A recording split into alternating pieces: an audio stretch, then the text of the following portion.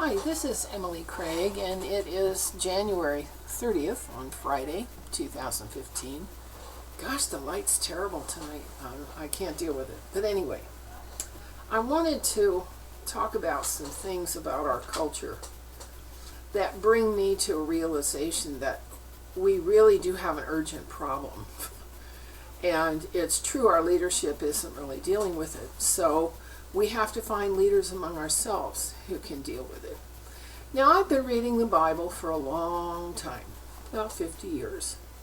And the reason it's a compelling book is that it tells the same story over and over and over and over again. I just noticed that, okay?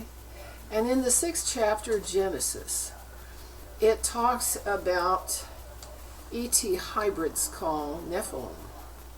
And it talks about angels that are not, they are a little higher than human. So we're talking about races in Genesis that are not human. And we're talking about the beginning of mankind. Come, let us make man in our image.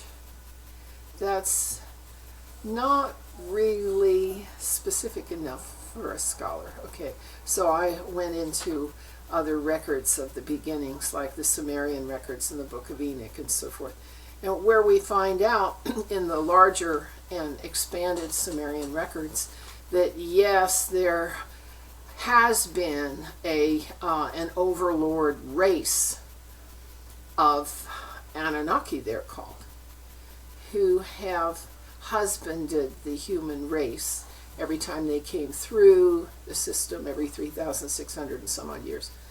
Husbanded the system, and they gave us agriculture, and they gave us mechanics, and they gave us hierarchy, and they gave us the judiciary, and they gave us a lot of socialization. Okay, so what? All right, so what? Well, if you've read history, you realize that we got our monetary system from the Sumerians, who gave it to the Babylonians, who gave it to the Egyptians, who gave it to the Assyrians, who gave it to the Greeks, who gave it to the Romans.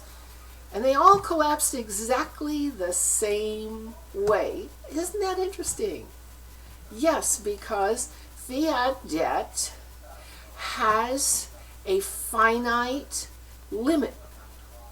And so when the banks hit their finite limit on debt escalation, and the bankers have all the money, how do they conserve and spare their equities? They start wars.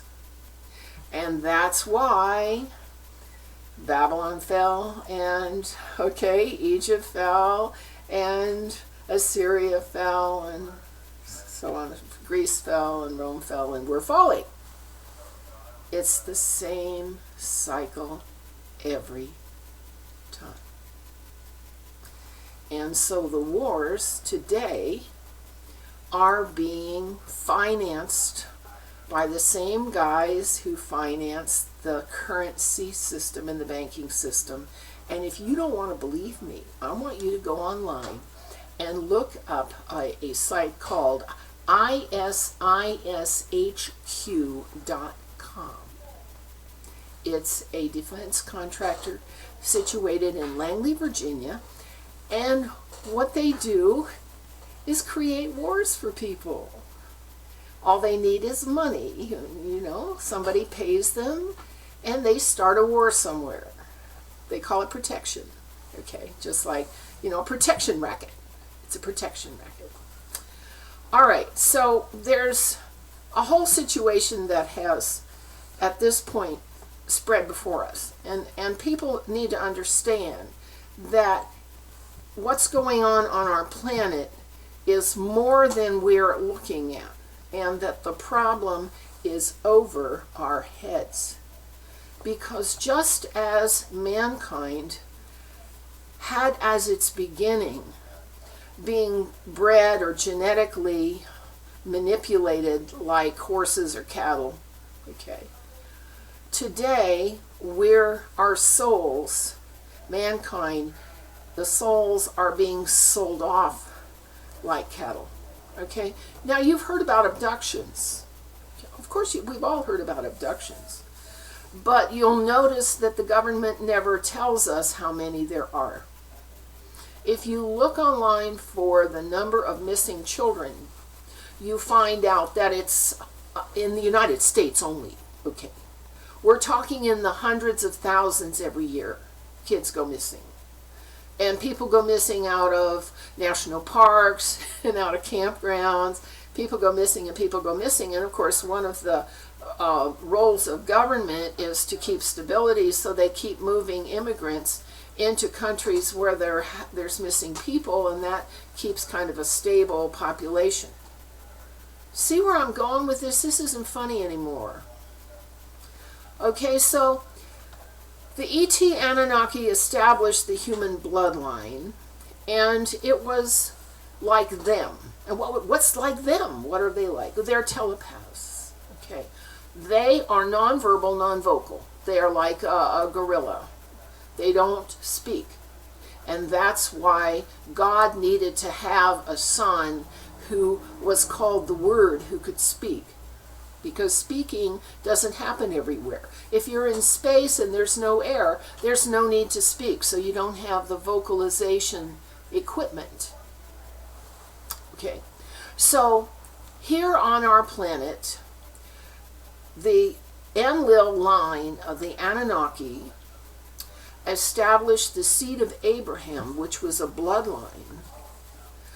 Abraham, Isaac, Joseph, and Jacob, and they kept track of all the begats and begats and begats down through time. And the kingdom of David came from that, and then there was the sacking of Jerusalem, and most of the 10 tribes moved north into Europe, but the Bible account stays in the Middle East.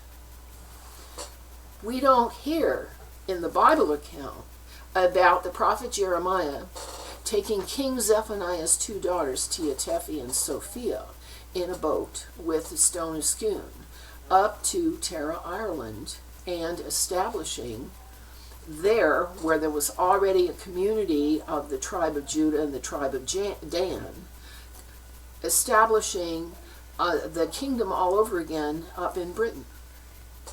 The Bible doesn't say that, but other historical works do. And so the Celts, who eventually moved to Scotland, were actually Jewish tribespeople who adapted the Irish Brehon law system. And then when St. Patrick came through Ireland, they converted to Christianity because, of course, they were there long before Christ. The Exodus into Ireland occurred in 583 BC. Okay, so that was almost 600 years before Christ. So St. Patrick got there around 700 AD. So we're talking about 1,000 years of being Jewish in Ireland, of the tribe of Judah, and having a line of kings there. They, with the line of kingship, went to Scotland with King Fergus and was continued in Scotland by Columba, and the Stone of Scone was taken by King Edward I to London in 1296. But you'll notice the Queen of England doesn't refer to any of that history on her website. She alleges that the English monarchy begins in 1603.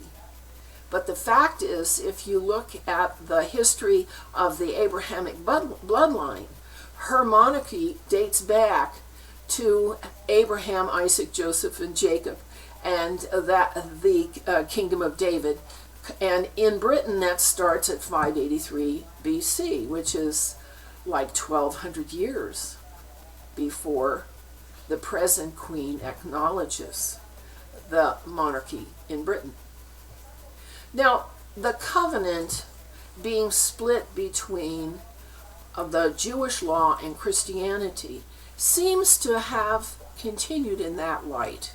Okay, St. Patrick converted some of the Jews to Christians, and the kingdom, as it came around Scotland into England, has been more or less a Christian covenant. It's sort of been copying the Vatican in a lot of ways and fighting with the Vatican over doctrines and issues, okay, all the way along. Now, at the Vatican, there are three factions. There are the law-abiding Christians who follow Jesus literally. There are the Satanists who are sacrificial. And there are the Luciferians who follow the ancient Emerald Treaty Covenant of culling inferior races. Okay, they had a lot to do with the Vatican's attitude about indigenous peoples during all the not only the Crusades, but the exploration of the New World. The faction running the earth today is the occult MJ-12, which are Luciferians. They're the genocidal faction, and they have attracted ET commerce since the first treaty. The first ET treaty was Eisenhower signed it in 1954. It was called the Greada Treaty, and the second one was the Tau 9 in 2006, which Dan Burish talks a lot about.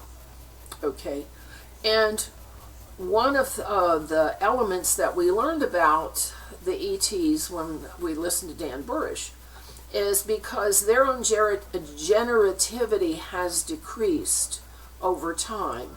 They are no longer in their frequency of manifestation. They are no longer able to generate souls.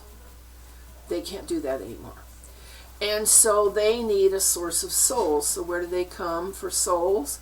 They come here because we have very strong third density, third dimensional souls. Okay. And if you've ever had an abduction experience, and I have, okay, I was 9 when I was taken, and I got some implants out of the deal that caused fainting spells for 10 years, and the implants finally popped out when I was in my 50s. All but one. Okay, so we know that abductions are being carried out even as we speak. There were a lot of them in the 70s, and there are a lot of them now because people are disappearing out of parks. People are disappearing, and their souls are disappearing with them. And for some reason, the leadership, who are globalists and genocidalists and who have bought into the Georgia Guidestones criterion, or whatever you want to call it, that there should only be 500 million people on the planet, the leadership of the West are working very hard at reducing the population of this planet so that the ETs have a higher yield of souls. This is ugly. This is really ugly. And of course, the book Revelation, the Apocalypse, describes a time when there's a great harvest of souls, and of course that would attract a lot of ET attention, and there would be a lot of ships here to gather souls for themselves. And so I thought about it, and I thought, how would God feel if his children, his souls, that he had brought into being, his races and his people, were simply being taken, and simply they're being put into clone bodies in other systems and in other galaxies?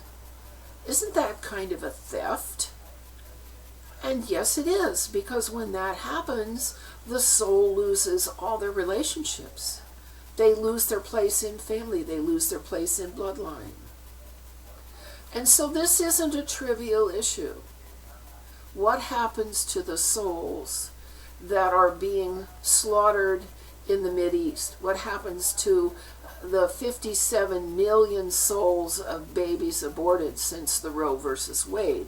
What happens to the souls? Where are they going? Who's taking them? This is not being dealt with. If the church isn't talking about this, okay? I don't know of a single church that's talking about it. The government's not talking about it. The the disclosure people of ETs aren't talking about it. And the people that do talk about it disappear. Lloyd Pye, okay, and Dr. Tucker, okay. She got cancer all of a sudden and died. And biologists are suddenly dying off. All kinds of scientists are dying off. Bankers are dying off. NASA employees, 67 of them since 2002, are dying off. Dying off means you lose your place in family. So we have to look at our history with new eyes and see that the Bible book we got is one small version of somebody's agenda that says a civilization is what happens when you establish a bank on fiat debt, and when the bank collapses in its geometrical collapse, that's when you have a war and redistribute the goods and start over. That's what the Bible says a civilization is and does. And I want to argue with that definition of a civilization. I don't believe it's necessary to collapse a civilization every 1,000 or 2 years, just for the convenience of the numbers, the bean counters. I don't think we're going to maintain our civil socialization that way, or our literature, or our science, or just about anything good that we can attain if we have to lose it all and start again, and start again, and start again. So let's think about the words of the leaders that are calling us to vote for them, because the system of voting doesn't go anywhere anymore. You have two parties that both work for the same corporations. You have ideologies being split up and cut into fragments and sects and cults and divided against each other in arguments endlessly in the press and in the internet and in the media. We have to come up with a new way to talk to each other that's not yelling and screaming and not name calling. Okay? So that's why I'm prosecuting the case against the lack of leadership in the UK, because that's something that means something to my family, and it means something to me, that conflicts of interest between legal disciplines, between the UK and the EU, between the church and Tavistock and its political correctness doctrine, these conflicts of interest need to be addressed. And the current queen and her family, her whole family, is clueless. They don't know what to do. It's real clear. So let's work on the problem of, one, becoming self-sufficient in ourselves, reduce debt, take care of ourselves, and two, become more aware of the status between common and maritime law in our own communities and our own regions, because that's where we're going to have to do the work. That's what we have to fix, that the common laws of the land need to be restored so that human trafficking and child trafficking and pedophilia and drug dealing and all of that can actually be illegal and prosecuted in a humane and decent manner. Okay. So that's what I'm working on. What are you working on?